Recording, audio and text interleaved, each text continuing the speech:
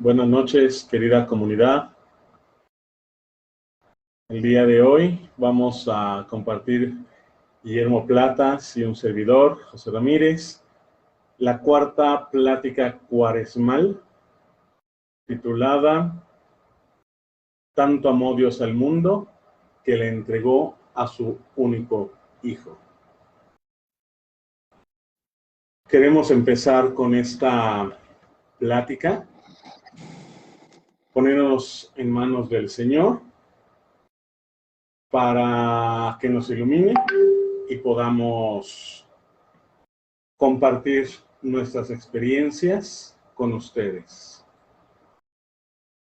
Adelante, Guille. Gracias, buenas noches a todos.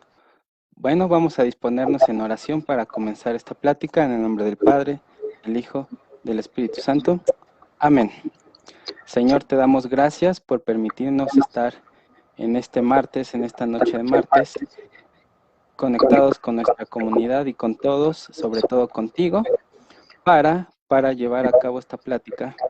Y bueno, también, gracias, Señor, por tu alianza de amor con nosotros. Perdón por todas las veces que la rompemos. Quiero serte fiel, amarte sobre todas las cosas y amar a mi prójimo como tú deseas. Ambas cosas se me hacen difíciles. Tú sabes bien lo que más trabajo me cuestan. Dame tu fuerza para superar las tentaciones, que cada día viva más según tu plan de amor. Amén. Amén. Bueno, con esta pequeña oración inicial y para prepararnos en esta plática también leeré nuestra cita bíblica. Para ello, bueno, esta lectura es referencia del Evangelio de Juan, capítulo 3, versículos 14 a 16. Y dice así: Y como Moisés levantó la serpiente en el desierto, así tiene que ser levantado el Hijo del Hombre en alto, para que todo el que crea tenga por él vida eterna. Porque tanto amó Dios al mundo, que dio a su Hijo único, para que todo el que crea en él no perezca, sino que tenga vida eterna. Palabra de Dios. Te damos, Señor.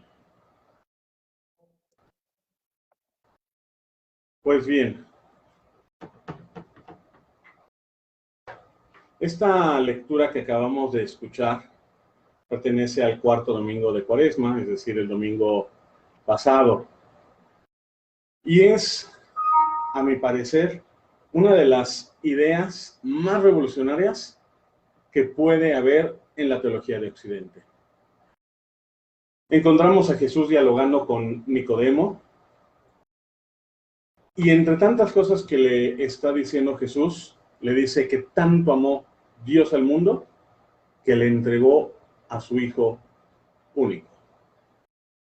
Esto podría decir que resume todas las enseñanzas de Jesús durante toda su vida pública. Y es la manera en que nos enseña la forma correcta de entender a Dios y de hablar con Él. Recordemos que en el Antiguo Testamento la relación que había entre el pueblo de Dios y el mismo Dios parecía una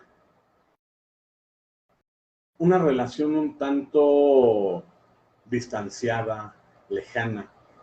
El pueblo veía a Dios como un ser iracundo, castigador, vengativo, al cual no se le podía acercar tan fácilmente. Es más, si recordamos aquel pasaje del Éxodo 33, 20, recordamos cuando está Dios dialogando con Moisés,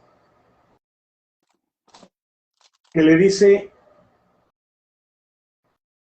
quiero ver tu gloria, le dice Moisés. Es decir, quiero verte a ti en todo tu esplendor. Y Dios le dice, no, no puedes ver mi rostro porque la persona, el ser que vea mi rostro, no puede seguir viviendo.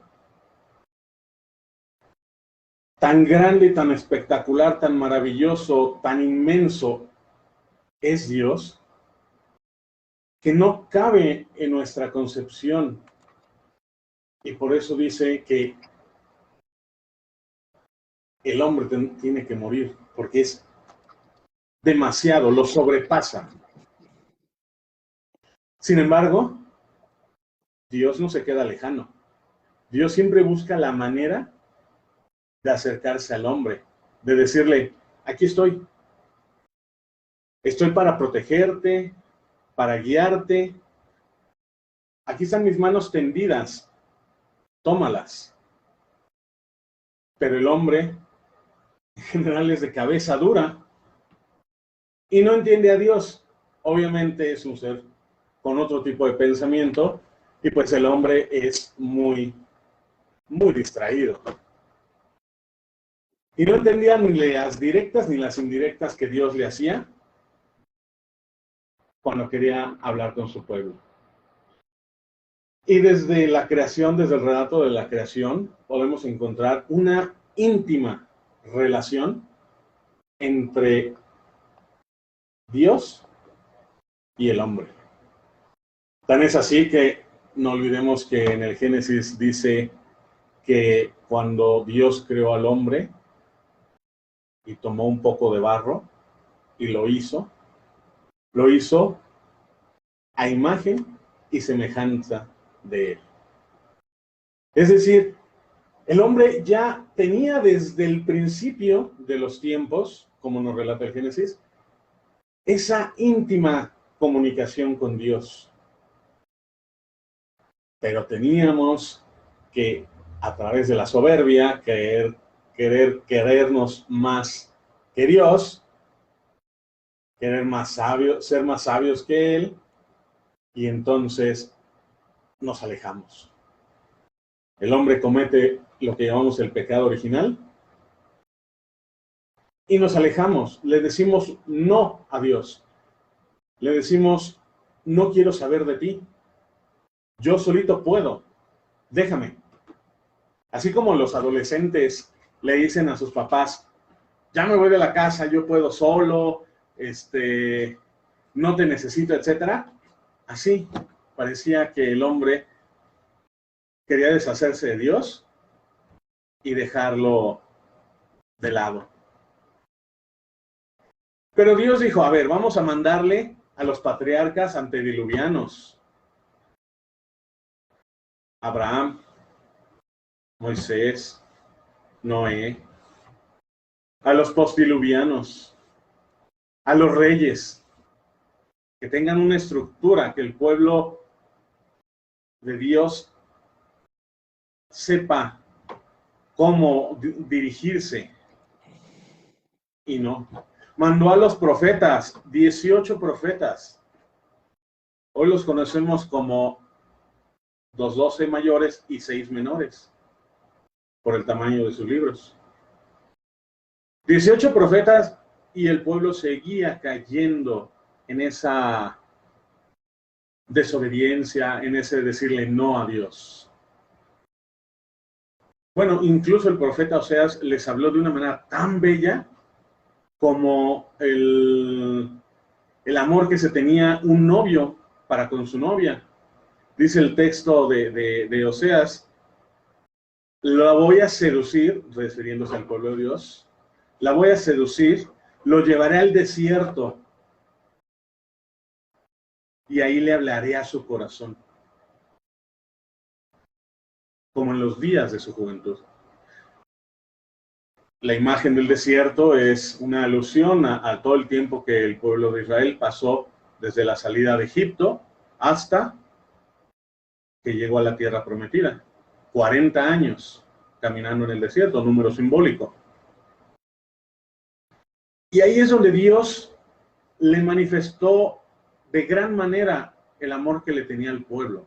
Lo acompañó como un padre, madre, acompaña a su hijo. Dios siempre estuvo al tanto de su pueblo. Dice el Éxodo que cuando el pueblo caminaba de día, Dios los cubría como si fuera una nube para que el rayo del sol no los dañara. Y por las noches era como una columna de fuego para iluminarlos.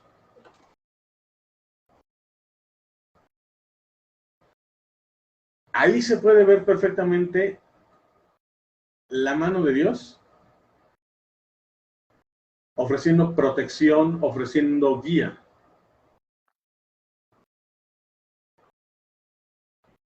Pero aún así, el pueblo seguía dándole la espalda a Dios. Y si recordamos, por ejemplo, aquel pasaje en el que Jesús dice que el pueblo de Dios es como un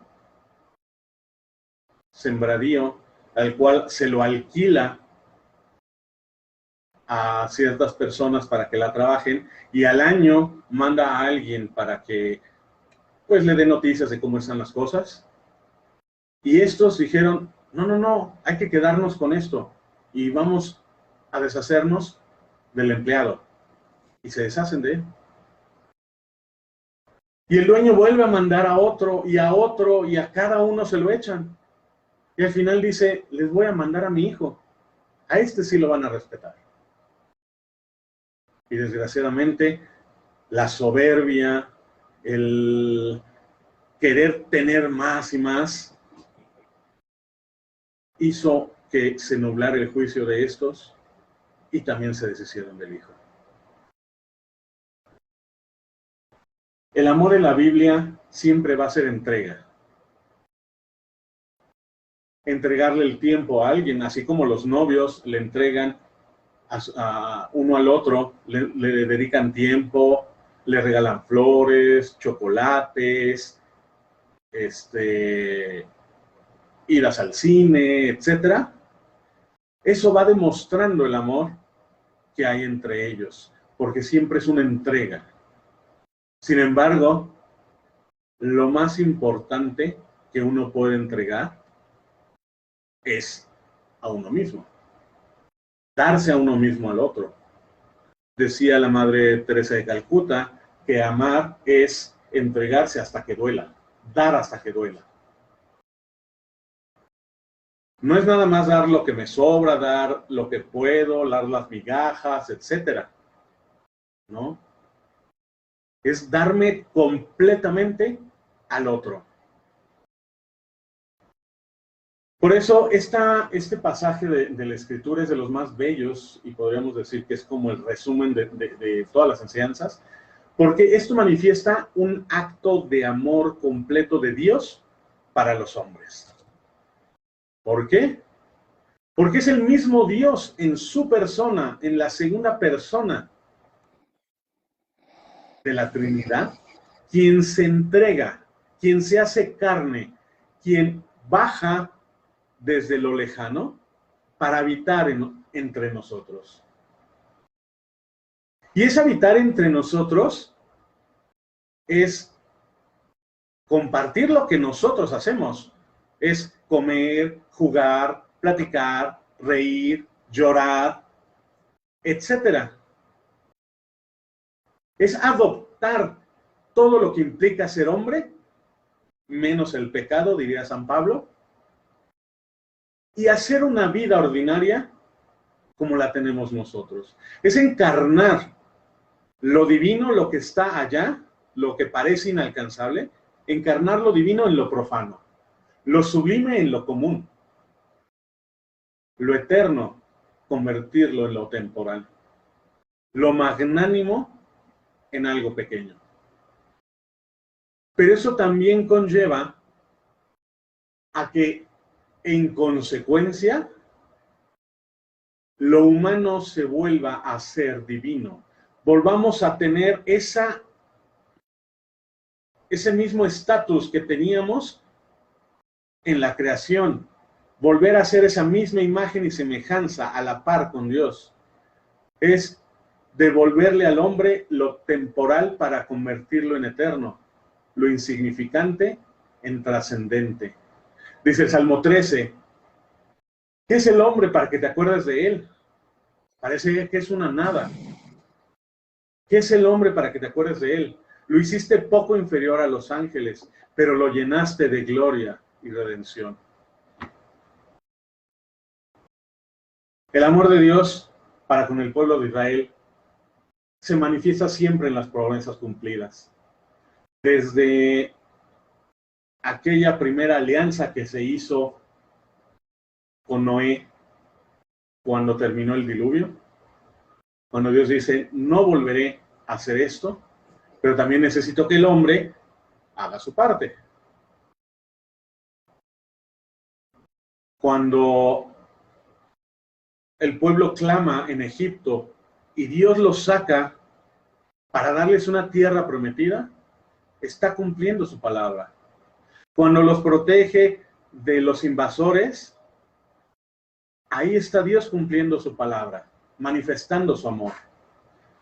Es interesante saber que el pueblo de Israel, a pesar de ser un pueblo muy, muy pequeñito, sobrevivió a 5 grandes civilizaciones, 5 grandes culturas del mundo antiguo. Sobrevivió a Egipto, a Babilonia, a Siria, a Grecia y a Roma, de las cuales por lo menos 3 tenían ejércitos inmensos. Pero Dios siempre estuvo con el pequeño, siempre protegido al que lo necesita. Dios es misericordioso. Misericordia en griego viene de las palabras miser, que significa el desvalido, el inadaptado, el que sufre, y cordis, que significa corazón. Es decir, es poner el corazón por aquel que sufre, por aquel que lo necesita. Por eso siempre decimos que Dios es misericordioso, porque no se olvida de los pequeños. Siempre está ahí para apoyarlos, para sacarlos. Y podemos verlo, por ejemplo, en Jesús, cuando le presentan al ciego, al mudo, al tullido, a la mujer hemorroísa, cuando le presentan, se presenta con él la samaritana, etcétera. Todos para la mentalidad judía implicaban un rechazo social. Si estás mudo, si estás ciego, si estás tullido, etcétera, es porque algo hiciste tú o tus padres y, por lo tanto, merecías ese castigo.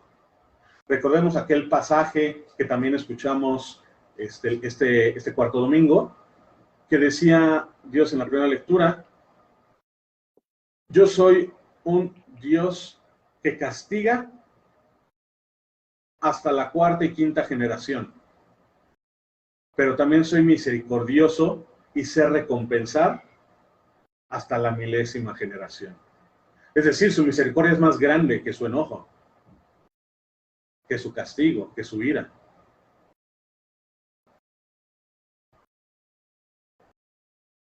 Entonces, cuando a Jesús le presentan a estas personas que son rechazadas socialmente, Dios les está diciendo: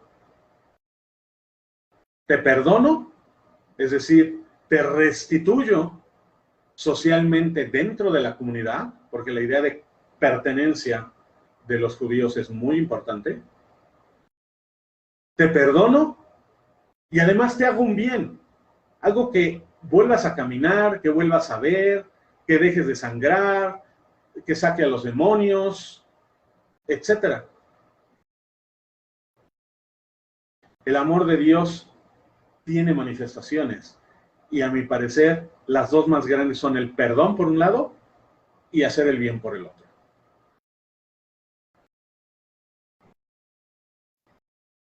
Cuando alguien ama, tiene la capacidad de perdonar. Es decir, es olvidar, dejar en el pasado lo que sucedió y no quererle dar nuevamente una importancia que no tiene. Ya quedó atrás, ya, olvídalo. Rehagamos nuestra relación. Y si nos damos cuenta, esta manifestación de Dios se da en toda la historia de la salvación. El pueblo le da la espalda, el pueblo le es infiel, el pueblo blasfema contra Dios, etc. Y Dios siempre los perdona. Siempre le da una segunda, una tercera, cuarta, quinta, enésima oportunidad al pueblo para que regrese a Él. Y la segunda manifestación, como dice el mismo Evangelio, Jesús pasó haciendo el bien. Eso es misericordia, es ver qué necesita el otro y ayudarle, darle parte de mí, de mi tiempo, de mi conocimiento, de mi túnica, de lo que sea, para que al otro le haga un bien. Me parece que estas son dos de las manifestaciones del gran amor que Dios nos tiene. Por eso, en esta Cuaresma, este recorrido que hacemos de introspección, de arrepentimiento, etcétera, debe ser una manifestación del amor de Dios, porque está constantemente perdonándonos para que nosotros podamos hacer el bien a los demás. Dice el Evangelio de San Marcos al principio que Jesús les decía, o iba predicando, así empezó su predicación, diciéndoles, metanoiete que pistéuete, que en griego antiguo significa cambia de mentalidad y cree en esta nueva noticia. Ya no es lo mismo, ya no es lo que los profetas anunciaron, que no está mal, pero tenemos que cambiar el chip, pensar de una nueva manera para poder actuar. Y el perdón es eso. Quien guarda un rencor tiene una idea, es que fulanito me hizo, me dijo, no me hizo, no me trajo, etcétera. Que para empezar deberíamos de cambiar el me, deberíamos de quitárselo. Fulanito hizo, fulanito dijo. Si nosotros cambiamos el chip, ya no es me dijo, ya no es dijo para lastimarme, lo que sea, es, ok, quizá estaba pasando por un mal momento, quizá explotó por tal cosa, etcétera. No voy a guardarle rencor, voy a comprenderlo y a ayudarme quizá en algún problema que tenga. Pero yo no voy a guardar ese rencor. Eso es cambiar la mentalidad que se manifiesta en el perdón. Y eso es lo que Jesús decía, cambien de mentalidad. Lastimablemente la traducción al español por conviértanse, y crean en el Evangelio, no es de la mejor. La traducción más importante es cambien de mentalidad y crean en el Evangelio, crean en esta nueva noticia. Evangelio significa eso, buena noticia, buena nueva. Hay una nueva corriente de pensamiento que Jesús nos transmite y que esa es la que tenemos que considerar, que entender. Por eso hay que cambiar la manera de pensar. Por eso en la Cuaresma se nos invita a dejar todos esos pensamientos malos, todas esas ideas que no nos dejan avanzar, cambiarlas por algo que sí nos deje avanzar. Esa es la verdadera conversión. Y mis hermanos, el gran amor que Dios nos tiene es que se nos haya entregado. Y no solamente que se haya hecho hombre y que haya caminado entre nosotros. Es que llegó a la cruz por amor, porque era la voluntad del Padre, y gracias a su muerte y después a su posterior resurrección, nosotros tenemos vida en abundancia. Y podemos hacer y continuar, como diría San Juan Eudes, hacer y continuar la vida de Cristo en nuestras vidas. Eso es lo que San Juan Eudes llama ser santo. Hacer y continuar la vida de Cristo en nuestras vidas. Ahora, cada instante Dios nos muestra su amor. Desde que nos levantamos y abrimos los ojos, tenemos conciencia de estar vivos. Ese es un gran regalo, porque el amor de Dios se da en lo gratuito. ¿Se acuerdan aquel pasaje de Elías, cuando Dios lo va a buscar después de que está huyendo del pueblo porque lo quieren matar? Y dice, vino primero un huracán tan violento que hendía los cerros y quebraba las rocas, pero Dios no estaba en el huracán. Después hubo un terremoto, pero Yahvé no estaba en el terremoto. Después vino un rayo, pero Yahvé no estaba en el rayo. Finalmente, y después del rayo, se sintió el murmullo de una suave brisa. Elías, al oírlo, se tapó la cara con su manto, salió de la cueva y se encontró con Dios. Esto lo encontramos en Primero de Reyes 19. Dios está en lo gratuito, en lo que tenemos a la mano, en la caricia de nuestros familiares y amigos, en la sonrisa del que nos topamos en el transporte. Todas esas son manifestaciones de Dios, pero a veces no nos damos cuenta. Por eso hoy yo te quiero invitar a que en unos 5 o 8 minutos pienses cómo has sentido ese amor de Dios en tu vida. ¿Qué es lo que tú has experimentado en el día a día de ese gran amor de Dios? Te dejo unos 5 o 8 minutos con una canción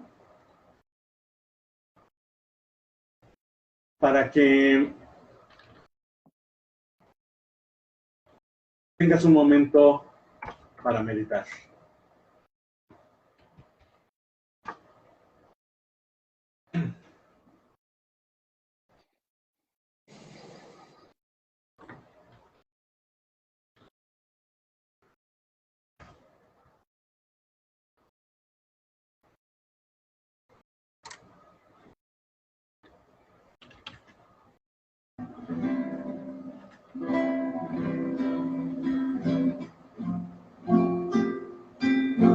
Dios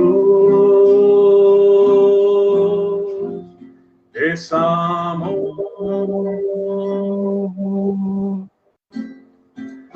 Dios es amor. De una misma mesa nos comió.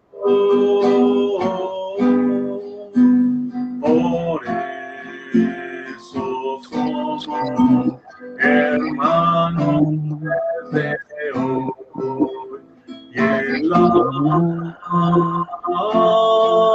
unidad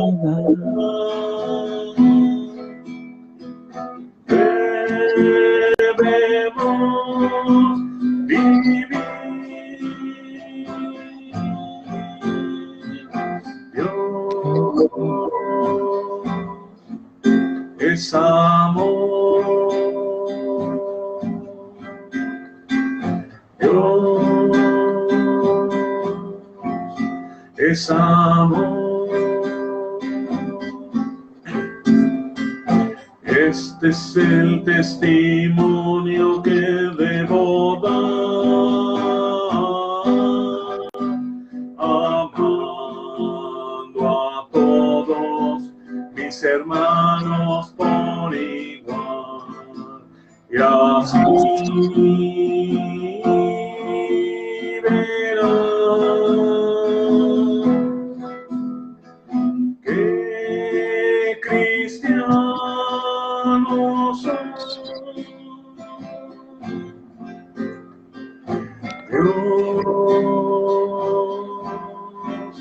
es amor. Dios es amor. Ayuda siempre a tu hermano con caridad. No guardes rencor contra el que te ofendió.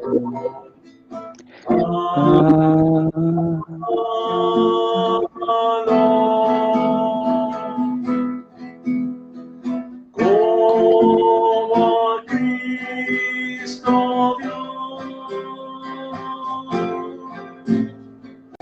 Dios es amor.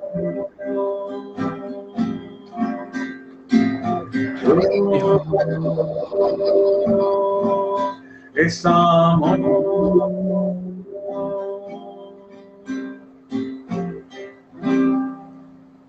Dios es amor. De eso no nos puede quedar duda.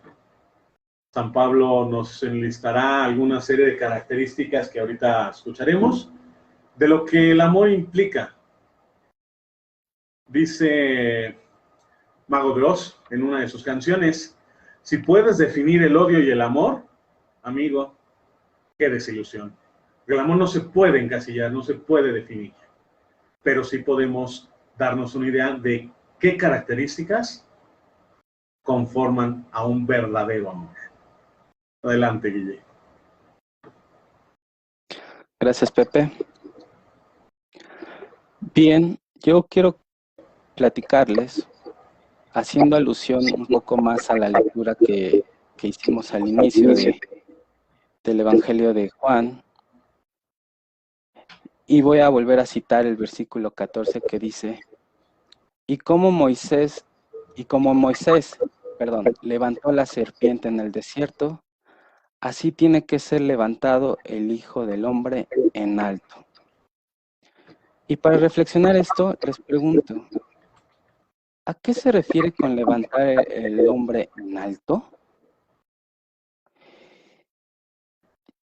Esto quiere decir nacer de lo alto. Se puede traducir también así, nacer de lo alto. Y otra vez regresamos a la pregunta, ¿pero qué significa esto? Para responder esto, me voy a parafrasear algo que mencionó el Papa Francisco en una de sus homilías en el 2014, que dijo: el renacer de lo alto quiere decir que es renacer del espíritu. Y menciona, es renacer del espíritu. Y yo les pregunto entonces ahora, para seguir profundizando, ¿en dónde recibimos a nosotros el Espíritu Santo? ¿O desde cuándo vivimos con el Espíritu Santo? Si lo piensan, la mayoría me va a responder que desde el bautismo. Y así es. Desde el bautismo recibimos al Espíritu Santo y vivimos con Él. Y voy a citar al Catecismo, el número 782, con lo siguiente: nacer de lo alto significa ser miembro de este cuerpo, no por nacimiento físico, sino por el nacimiento de arriba, del agua y del espíritu, es decir, por la fe en Cristo y el bautismo. Recordemos, como entonces decía, que en el bautismo recibimos al Espíritu Santo. ¿Y qué es o quién es el Espíritu Santo? La mejor manera de ver al Espíritu Santo es verlo como el amor de Dios. El amor entre el Padre y el Hijo. Entonces, cuando nosotros nos bautizamos, recibimos el Espíritu Santo y por lo tanto recibimos el amor de Dios. el amor que vive entre nosotros, y como vive en nosotros, debemos de vivir como hijos de Dios, es decir, vivir en el amor de Dios y manifestando este amor que vive en nosotros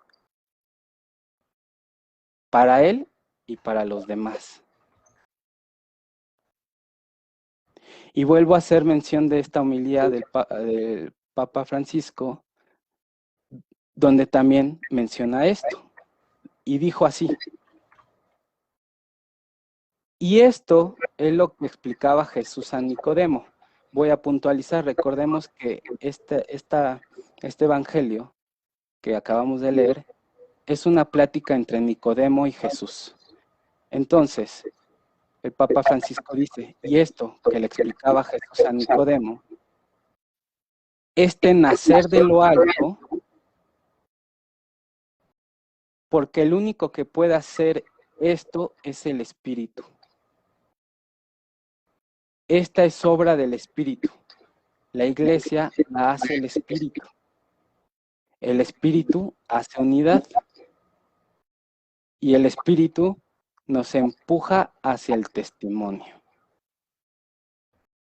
Ojo, cierro con esta última que dice, el Espíritu nos empuja hacia el testimonio. Con esto yo les pregunto, ¿cómo debe de ser la actitud de los cristianos entonces? O bien, cambiando un poco la pregunta, ¿cómo distinguimos a un cristiano? ¿Cómo debe de ser o cómo debe de comportarse?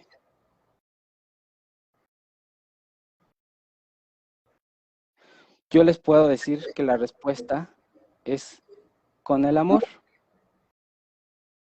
porque recordemos que recibimos el amor de Dios en nuestro bautismo. Desde ese momento estamos manifestando que somos cristianos e hijos de Dios. Somos obra de amor de Dios y vive el amor entre nosotros. Es, por ejemplo, si yo les preguntara, ¿cómo trataríamos a un amigo que tanto queremos y estimamos?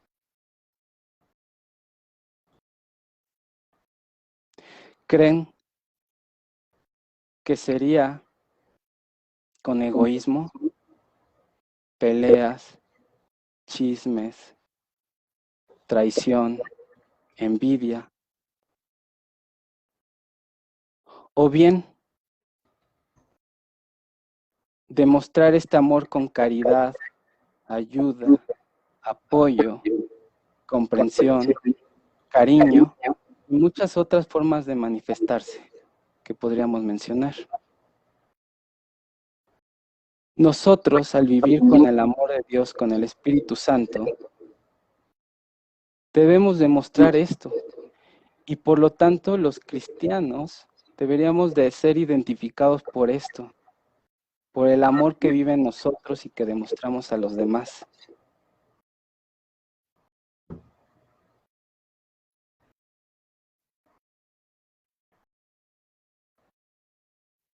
Y si no hay eso, no están en el camino de Jesucristo.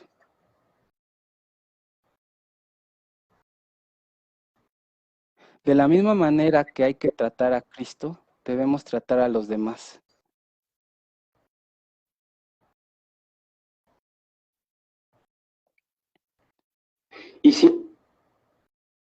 Y nosotros vemos esto, o lo podremos analizar sencillamente, pero como humanos también nos es muy complejo. Vivir en el amor y con la gracia de Dios suena fácil, pero es tan complejo para nosotros. Y es aquí donde día con día debemos de trabajar y demostrar que somos cristianos de la mejor manera. No dejarnos caer en el egoísmo, peleas, traición, guerras y bueno, sin fin de cosas que sabemos que vivimos día con día. Porque nos estamos saliendo del camino.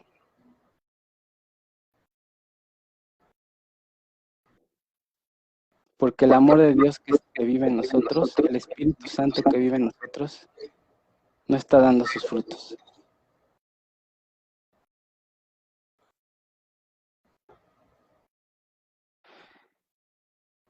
Pero también vemos el amor de Dios alrededor de nosotros, en las personas, en la naturaleza, en el día con día.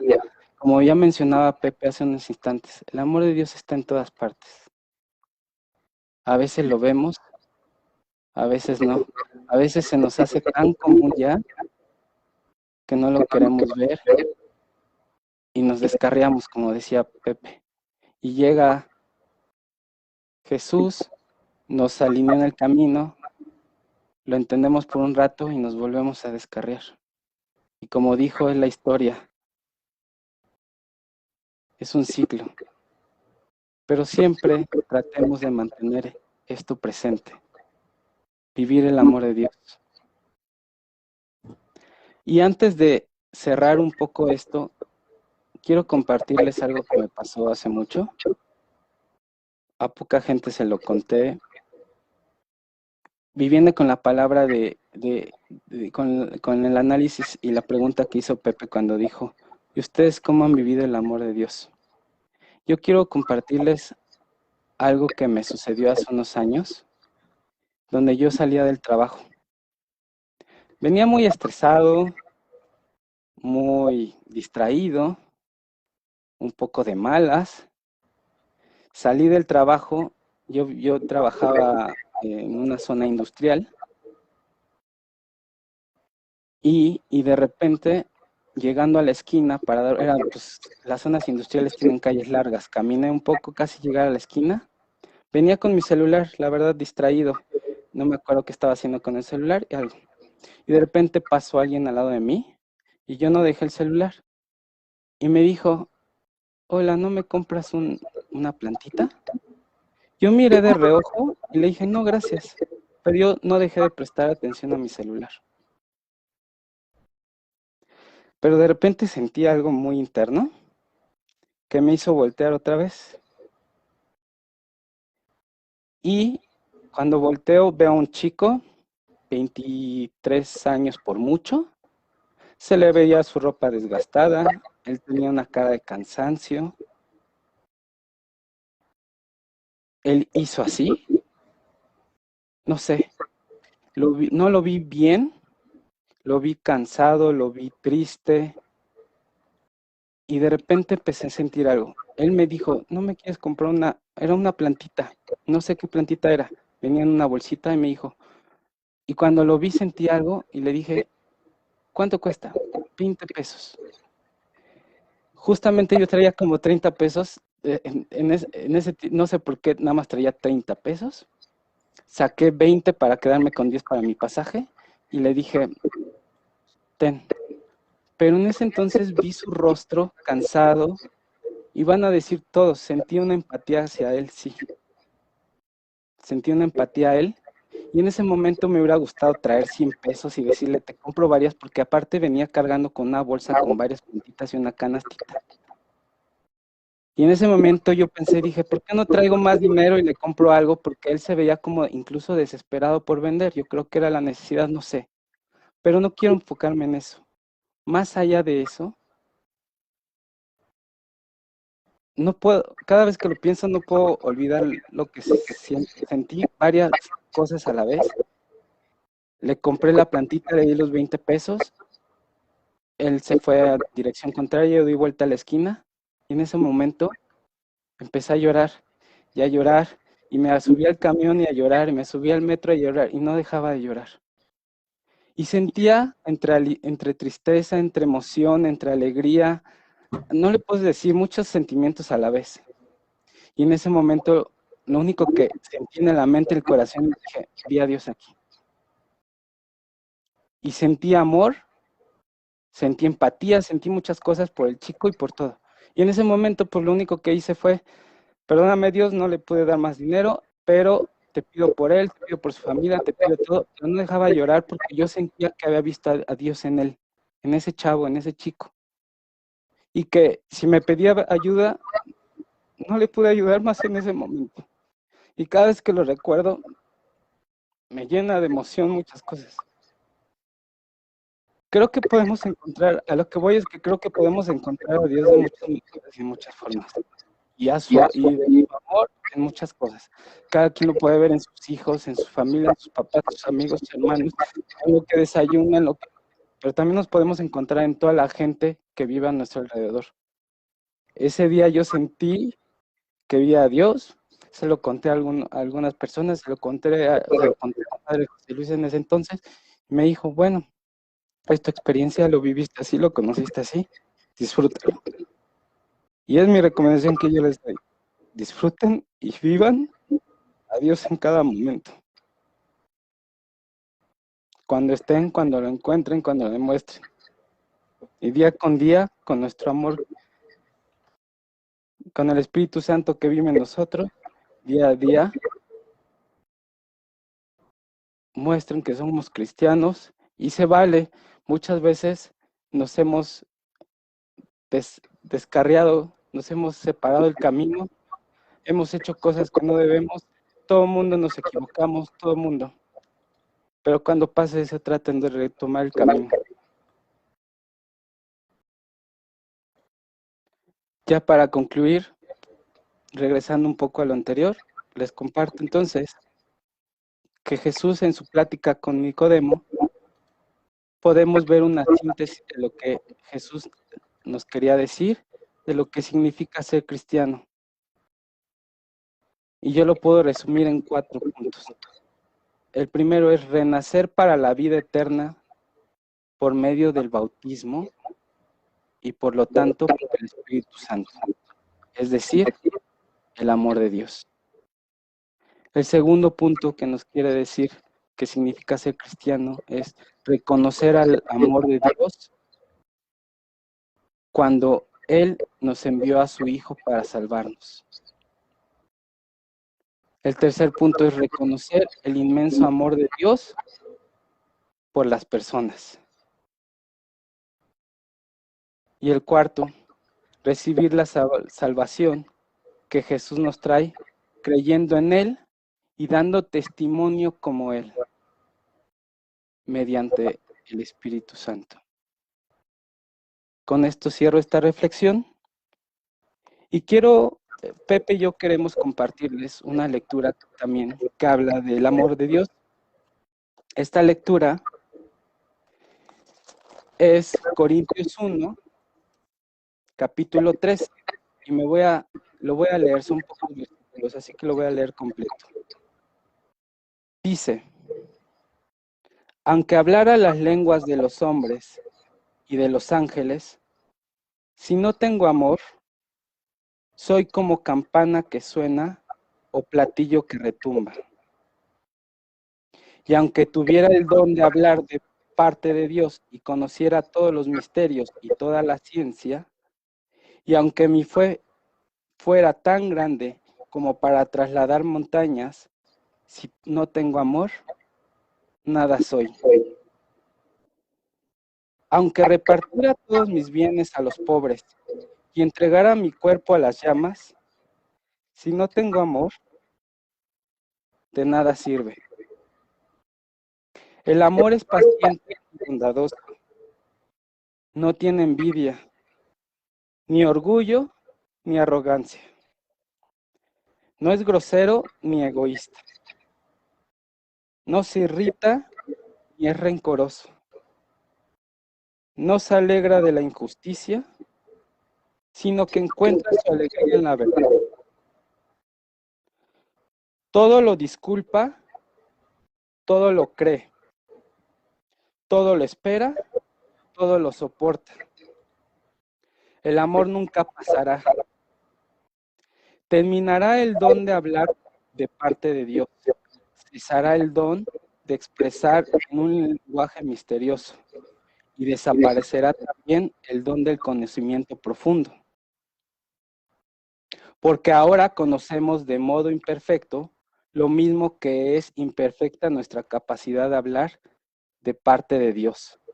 Pero cuando venga lo perfecto, desaparecerá lo imperfecto. Cuando yo era niño, hablaba como niño, razonaba como niño. Al hacerme hombre, he dejado las cosas de niño. Ahora vemos por medio de un espejo y oscuramente, por un día veremos cara a cara. Ahora conozco imperfectamente, pero un día conoceré como Dios mismo me conoce. Ahora permanecen estas tres cosas: la fe, la esperanza y el amor. Pero lo más excelente de todo es el amor. Con esto cierro esta lectura y Pepe, si gustas continuar. Sí, para terminar, queremos hacer una pequeña oración y recordar que el lenguaje con el que Dios se comunica con su pueblo, con su iglesia ahora, con nosotros, es el lenguaje del amor, no hay de otra. Y el lenguaje del amor es diálogo, es un, digámoslo así, ir y venir. Dios expresa y el hombre contesta. Así como nos lo han enseñado desde primaria, que un diálogo tiene un emisor, un receptor y un mensaje codificado, así es el diálogo que tenemos con el Padre. Él nos habla, nos manda un mensaje y nosotros debemos responder. Es su palabra creadora y vivificante la que nos dignifica y nos reconstruye constantemente, que quiere manifestarse o demostrarse de muchas maneras. Como le vimos ahorita en la primera carta a los Corintios, San Pablo nos dice, como dije hace rato, el amor no se puede definir como tal, no se puede decir, el amor es esto y ya. Pero sí, como dice San Pablo, nos da las pautas de qué es el verdadero amor. El amor no es envidioso. El amor siempre busca el bien. El amor no busca la envidia, no se jacta de sí mismo, no se envanece. Al contrario, es sencillo, es humilde, es dedicado y siempre busca el bien.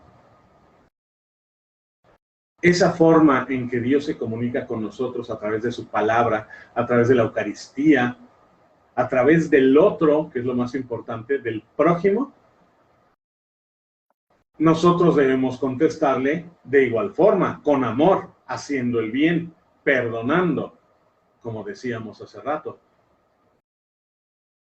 Solamente así es que podemos, a través de la oración, mantener ese diálogo con Dios. Nuestra oración, Guille, por favor. Sí, para cerrar, como menciona ahorita Pepe, la oración es importante y es una manifestación de amor también.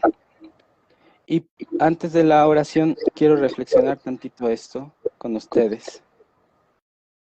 Siempre que oramos, generalmente cerramos con la palabra amén. Y les quiero leer esto. La palabra amén significa sí, o ciertamente, o verdaderamente. Y no solo es un deseo, como lo indica la expresión así sea, como suele traducirse. Cuando al terminar tu oración dices amén, estás diciendo sí, que se cumpla lo que dije a Dios.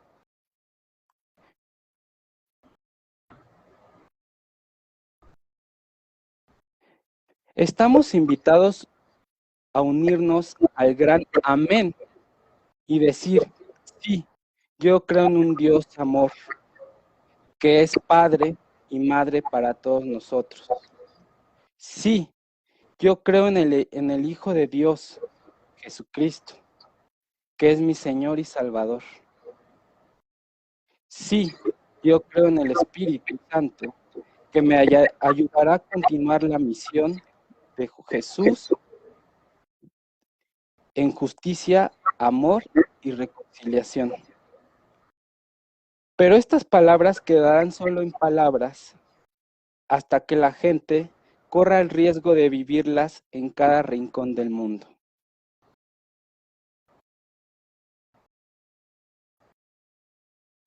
Corre tu riesgo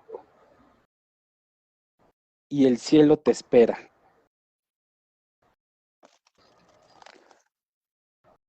Y para oración final, haremos esta siguiente oración.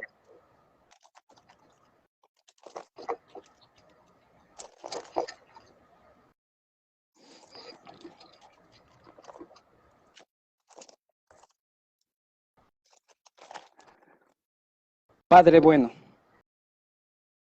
fuente de todo amor, ternura y compasión. Gracias por la capacidad de amar, aceptar, valorar y hacer feliz a los demás. Gracias por mostrar que el amor es buscar al otro, comprender y hacer el bien. Gracias por enseñar a perdonar y entregar la vida por el ser amado. Gracias por las vocaciones de amor a ti en el servicio a los demás. Gracias, mil gracias por tu amor y por la maravillosa oportunidad de amar. Amén. Amén. Pues agradecemos mucho que se hayan conectado. Esperen la siguiente plática el próximo martes. Le toca a Katy y a Vero, que aquí nos acompañan. Y no olvidemos la famosa frase de San Agustín: ama y haz lo que quieras, porque si lo haces por amor, seguramente no harás el mal a nadie. Muchas gracias por haber compartido con nosotros estas experiencias. Esperamos que hayan sido fructíferas para ustedes. Y no olviden buscar a Dios en lo gratuito. Que tengan bonita noche. Que el Señor nos bendiga, nos guarde de todo mal y nos lleve a la vida eterna. Amén. Gracias a todos. Bonita noche. Bye.